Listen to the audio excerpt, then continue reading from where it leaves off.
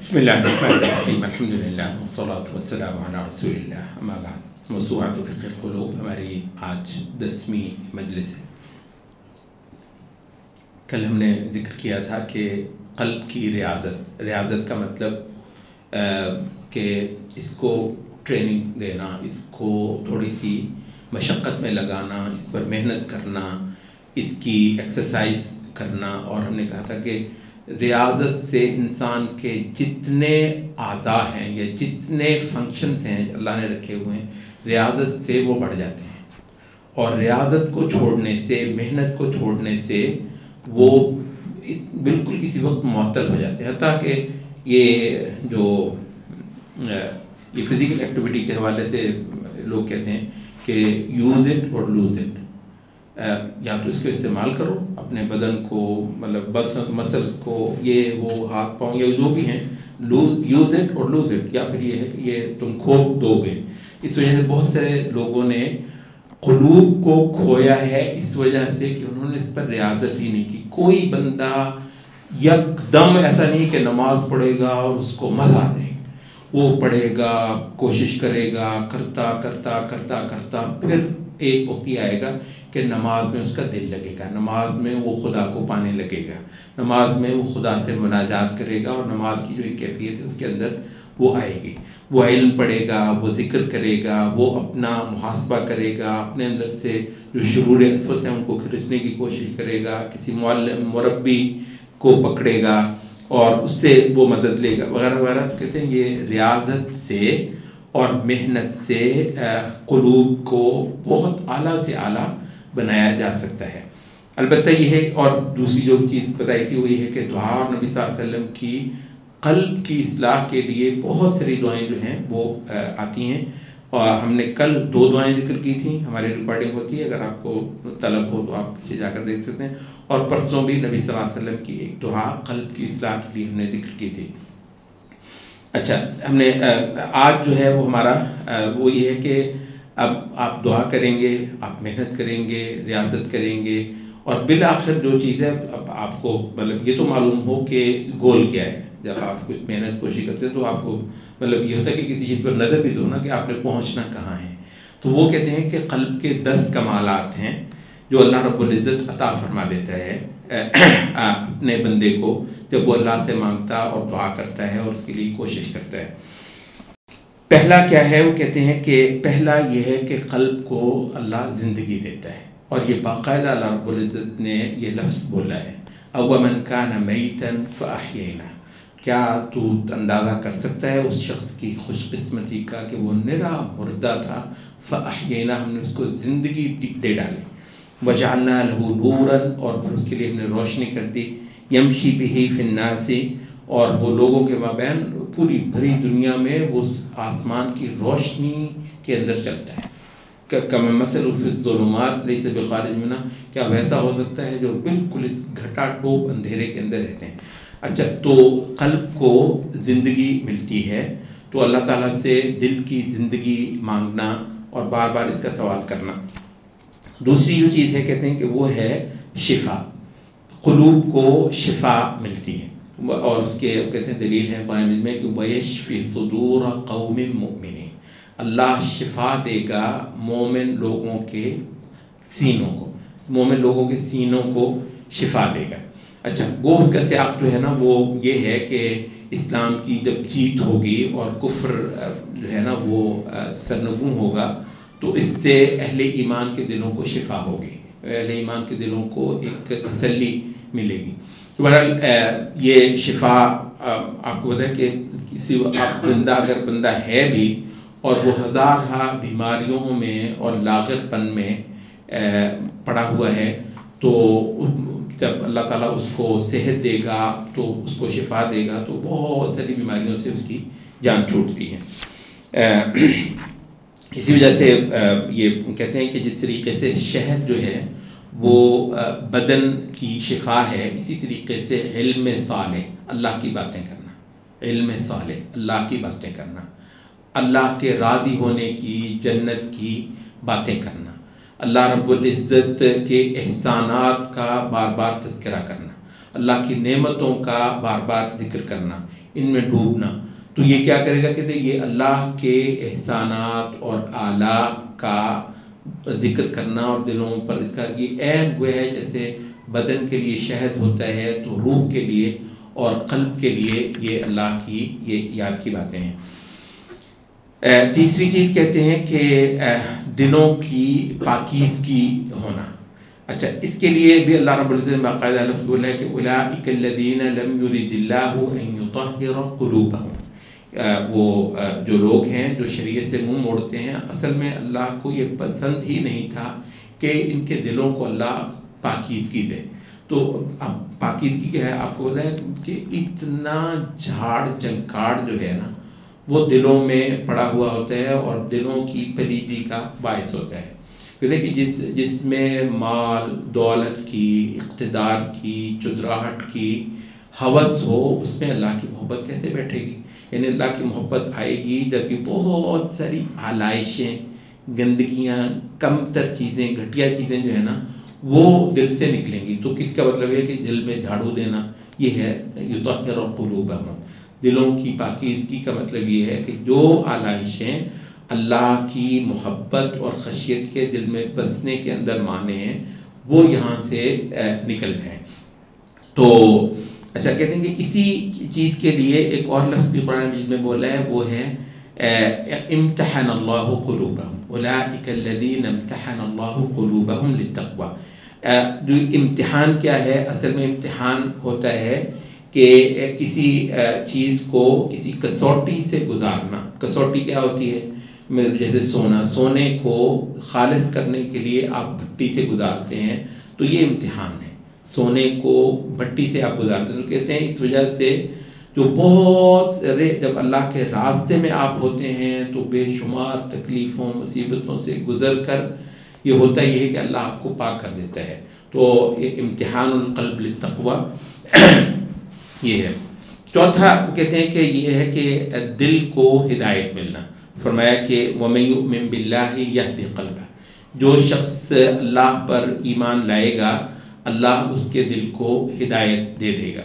اب یہاں پر ویسے ایک سوال ہوتا ہے، ایک مبتدی سوال کرتا ہے کہ بھئی جو ایمان لے گا تو ایمان خود ہی ہدایت ہے؟ وہ کہتے ہیں یہ نہیں، بلکہ اہل سنت کا ایک معروف یہ ہے کہ ایمان کی کوئی حد نہیں ہے، ایمان کی کوئی حد نہیں ہے۔ تو جو شخص ابتدائی طور پر ایمان کے مقدمات پر محنت کرے گا بالآخر اللہ رب العزت اس کے دل میں ہدایت کا اتنا بڑا ذخیرہ جمع کر دے گا کہ وہ اس کی کفایت کر جائے۔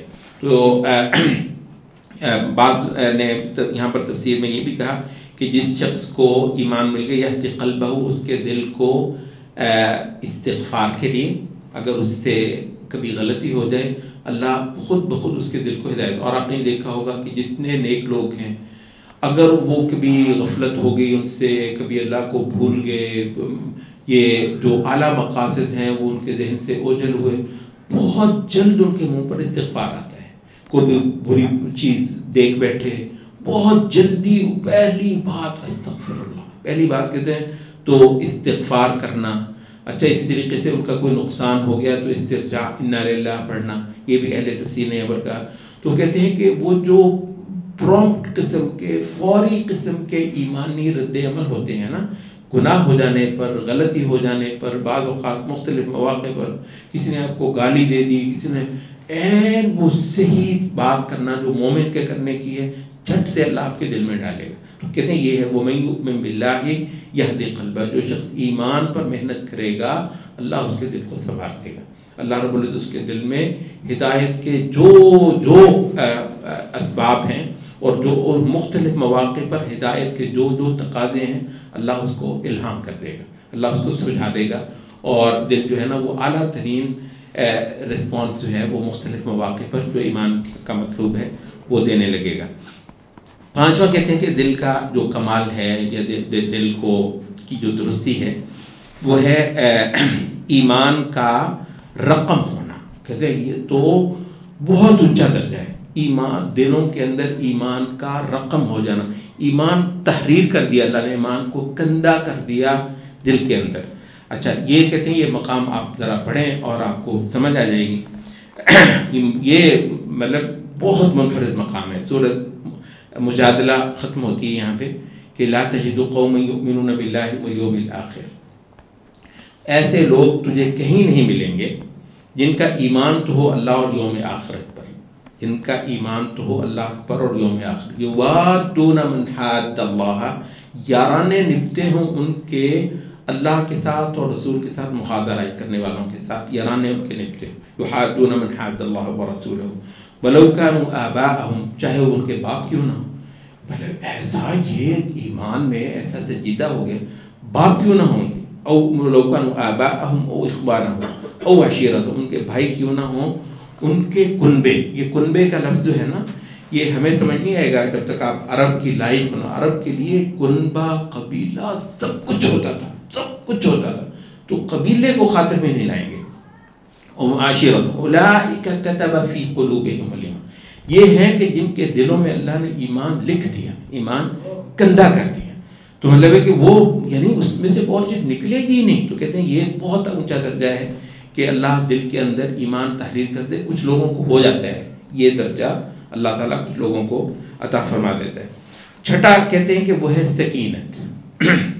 هو الذی انزل السکینۃ فی قلوب المؤمنین، وہی ہے کہ جس نے سکینت نازل کی اہل ایمان کے دلوں میں، لیزدادوا ایمانا مع ایمانہم، وہ جو ایمان کے پاس ہے اس سے بڑھ کر بھی ان کو ایمان نصیب ہو.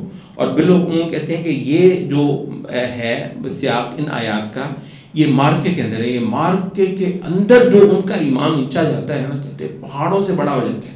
مارکوں میں جا کر جو ایمان ان کا بڑھتا ہے.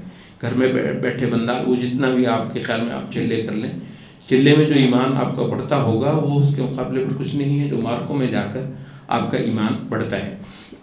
اچھا، اس سے متصل جو ہے وہ ایک اور کر لیں، وہ اگلا جو ہے وہ ہے طمأنینہ، اطمینان. اب یہاں پر ایک سوال بالعموم پیدا ہوتا ہے کہ ایک کہا سکینہ، یہ اطمینان کی آیت سن لیجیے. الذین آمنوا وتطمئن قلوبہم بذکر اللہ، جو لوگ ایمان لے کر آئے اور ان کے دلوں کا اطمینان ہوتا ہی اللہ کی باتیں کرنے میں، اللہ کی باتیں کرنے میں ہی ان کے دل کو قرار آتا ہے، ان کے دل کو اطمینان ملتا ہے. الا بذکر اللہ تطمئن القلوب، اور خبردار رہو اللہ کا ذکر ہی وہ چیز ہے، اللہ کی باتیں ہی وہ چیز ہیں جن سے قلوب کو قرار آتا ہے، جن سے قلوب کو جو ہے نا سکون آتا ہے. تو یہ آیت آگے، پہلے میں نے سکینت کی آیت پڑھی ہے اور اب یہاں پر اطمینان یا طمأنینہ کی آیت پڑھی. یہاں پر ایک سوال پیدا ہوتا ہے کہ دونوں ایک چیزیں ہیں، کیا فرق ہے سکینت میں اور طمأنینت میں؟ وہ کہتے ہیں کہ سکینت کا جو لفظ ہے قرآن مجید میں جہاں جہاں آیا ہے وہ مارکوں سے متعلق ہے. تو کہتے ہیں مارکوں میں جو اللہ جو ہے نا وہ آپ کا سارا ہول، سارا خوف بالکل نکال دیتا ہے. اتنے شیر ہو جاتے ہیں نا آپ اللہ کے وعدے پر یقین کرنے کے معاملے میں اور اسلام کے غالب آنے کے معاملے میں، جیت ہونی ہی دین کی ہے اور میں تو ہوں ہی اللہ کے لیے. تو کہتے ہیں کہ سکینت کا بہت زیادہ تعلق مارکوں سے ہے. تو مارکوں کے وقت اللہ تعالیٰ دلوں کو حوصلے دیتا ہے، وہ ہے سکینت. اور ایک عمومی کیفیت جو ہے وہ قلب کی اللہ کی باتیں کرنا، اللہ کی یاد میں محو ہونے سے جو دل کو ایک کیفیت ملتی ہے وہ اطمینان ہے. اور یہ مزید کہتے ہیں کہ یہی وہ ہے اطمینان جو بالآخر آپ کے نفس کو نفس مطمئنہ بناتا ہے. وہ سورۃ الفجر میں ہے نا کہ یا ایتھا النفس المطمئنہ ارجعی الی ربک، اے وہ نفس جس کو اطمینان ہی خدا کی یاد میں ملتا تھا، آ جا اپنے رب کے پاس. تو فرشتے جو ہیں وہ ایک بشارت جب لے کر آتے ہیں مومن کو، پہلا لفظ یہ بولتے ہیں کہ اے نفس مطمئنہ. تو کہتے ہیں نفس مطمئنہ وہ ہے جو یہ ایمان پر اور اللہ کی یاد پر اطمینان پانے کی اس ریاضت سے گزر چکا ہوتا ہے. اچھا، آٹھواں جو ہے وہ ہے الفہ، الفت. یہ کیا ہے؟ یہ بھی کہتے ہیں کہ بہت اونچا درجہ ہے. الفت کیا ہے؟